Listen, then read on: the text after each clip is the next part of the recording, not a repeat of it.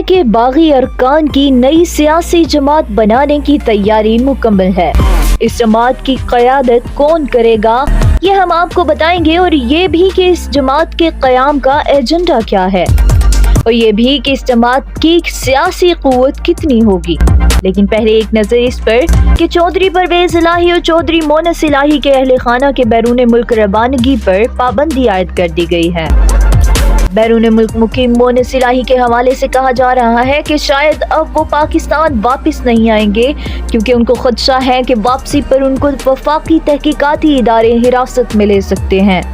लेकिन मोनस इलाही ने बैरून मुल्क बैठे बैठे अपने वालिदैन, अहलिया, भाई और भाभी को नो फ्लाई लिस्ट पर डालने के इक़दाम की मज़म्मत की है।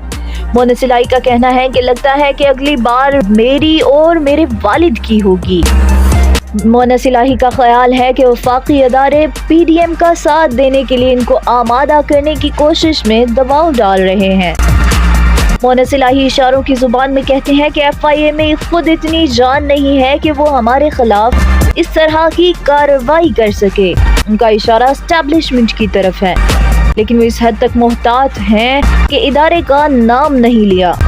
दूसरी जानिब सियासी हलकों में खबर गर्म है कि PTI के साबिक रहनुमाओं की क़यादत में नई पार्टी के क़याम पर मुशावरत जारी है, और इस मकसद के लिए राबतों और मुलाकातों का सिलसिला शुरू हो चुका है।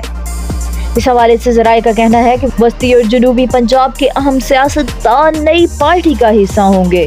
ज़राए का कहना है कि नई जमात आम इंतखाबात में अपने अलहदा इंतखाबी निशान के साथ मैदान में उतरेगी।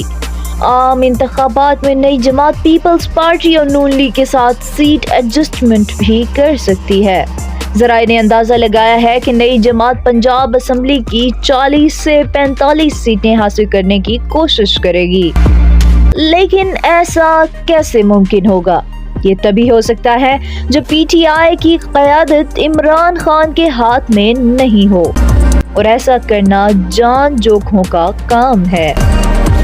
पाकिस्तान न्यूज़ इंटरनेशनल से फिर वक्त इतना ही। मज़ीद खबरों, तज्ज़ियों, अपडेट्स और मालूमात के लिए हमारे साथ रहिए, और हमारे चैनल को लाइक, शेयर और सब्सक्राइब करके हमें सपोर्ट करना बिल्कुल मत भूलिएगा।